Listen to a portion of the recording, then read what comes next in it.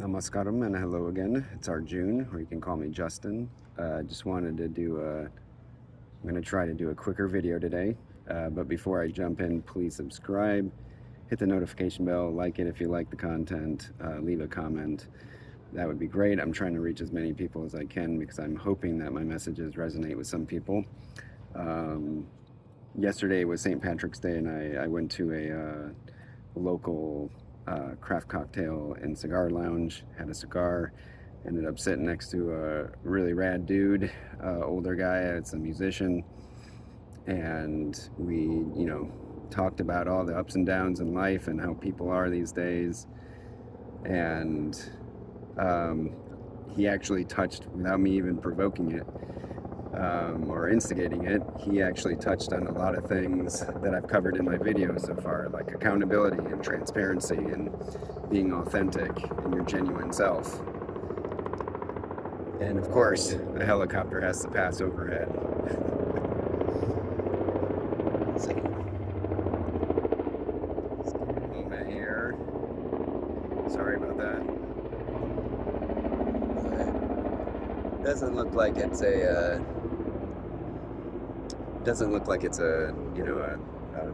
med flight, so that's good. Because the biggest hospital is just a few blocks. Anyways, he was touching on a lot of things that I've covered in the video so far, so it was just kind of mind-blowing because I didn't expect to have that experience. In fact, I was potentially I was expecting to potentially run into maybe some other kinds of interactions that I didn't really want to wasn't looking forward to, or wasn't looking for. So that was a very pleasant surprise, very welcome surprise, and yeah. So hopefully that will become like a friendship. But even if it doesn't, that experience and that interaction alone was a treat. So good way to spend St. Patrick's Day. But it got me thinking today about how a lot of people are kind of wonder, like, okay, Arjun, so you're telling me all these things about, like, red flags to identify, what to, like, I need to introspect, introspect, um, reflect, and digest, process, try to get in touch with my intuition, because that's getting connected to your higher self and to God, or whatever you believe that's greater than you, and to grow and heal, grow into your higher self and your authentic self. It's like, well, how do I do that though? And the thing is, there really isn't, like, this one size fits all solution. And I tell my patients that all the time. Like, listen, this medication might work for this person, and that kind of counseling or therapeutic tool might work for this person. And some people might have to change their diet this way and exercise more like this. And I mean, it's a tailored fit, kind of approach. But when it comes to, like detachment, a lot of people, I think, confuse that because I do stress a lot about detachment from especially outcomes, things that you feel like you're entitled to. And then I say, remember that you are the soul, the Atman. It's a Sanskrit word for, like, the soul, basically. And that is connected to the absolute, or the divine, or the Brahman. So that, like, right there should kind of like be the spark, that sets things in motion for you. But at the same time, when I'm saying, like, identify yourself more with the soul, the Atman, I'm not saying, like, oh, this body and this mind don't mean anything, because they do. Like, it's a gift. Like, this life that we have is a gift. You're given this mind and this body to perform a whole lot of things, like undoing karma, good, bad, cool, weird, ugly, whatever it is, from past lives, this life, ancestral karma. And then you're also able to uphold dharma, and there's different kinds of dharma. And you're given a chance to sow new karma, hopefully good karma, right? And then get in touch with yourself, and the ultimate goal is to like return. We're all sparks, right, of the divine, of the absolute, of God, and the goal is to return to that. And it often takes many people, many lifetimes, millions of lifetimes to achieve that. Not saying that you can't like skip ahead, but you got to do a lot of work, right? But the whole point is you can like overcome a lot of the attachments to this world and detach and attach to, the unalloyed joy, true joy in your heart and your mind.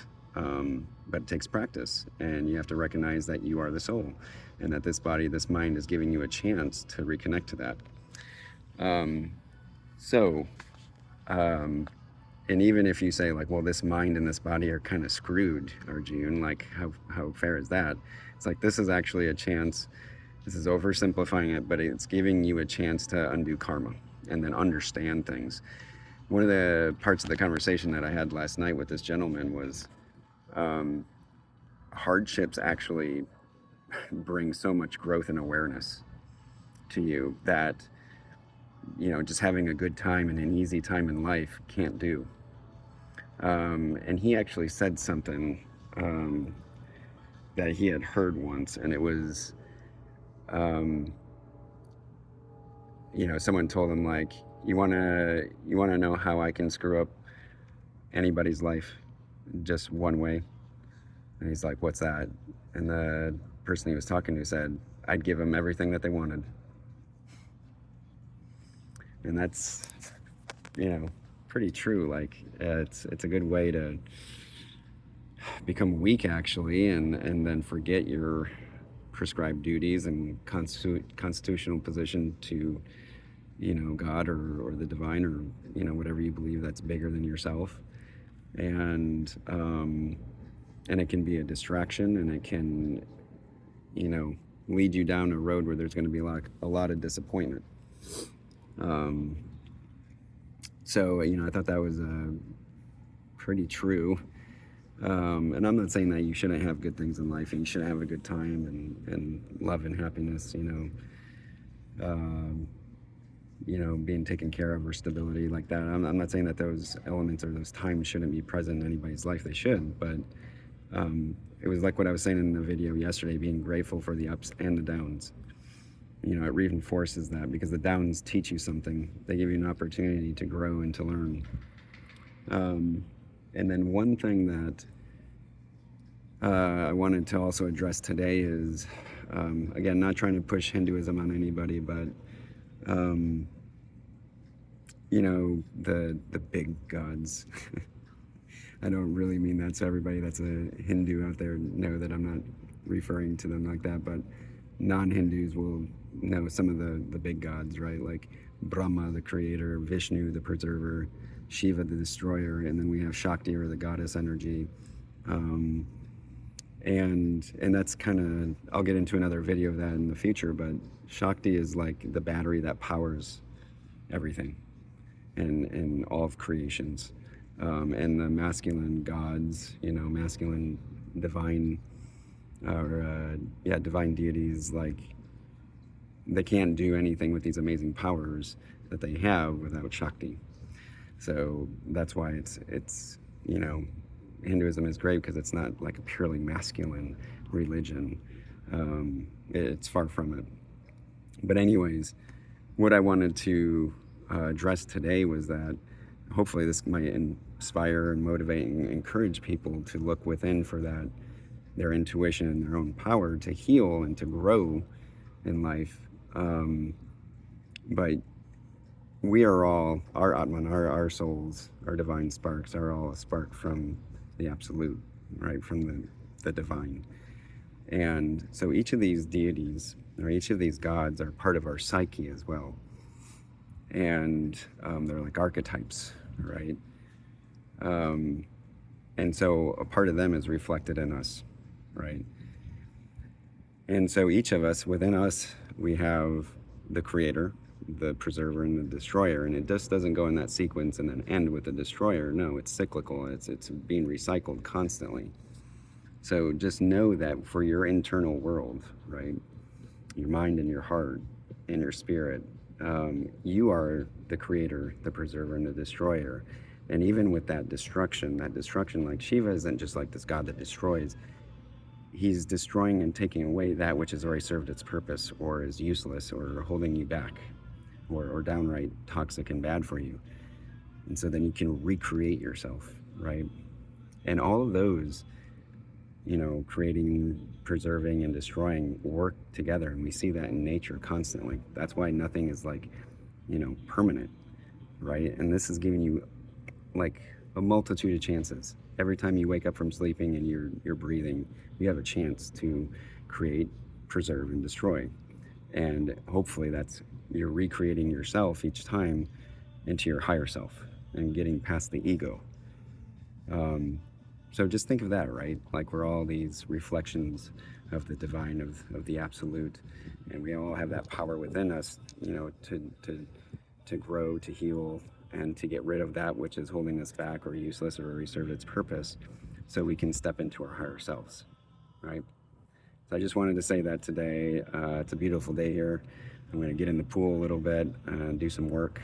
And as always, I wish all of you many blessings, true joy and stability, and your journeys and healing, and like growing into your higher self, gaining that transcendental consciousness, as we say. Blessings to you all. I'll talk to you next time.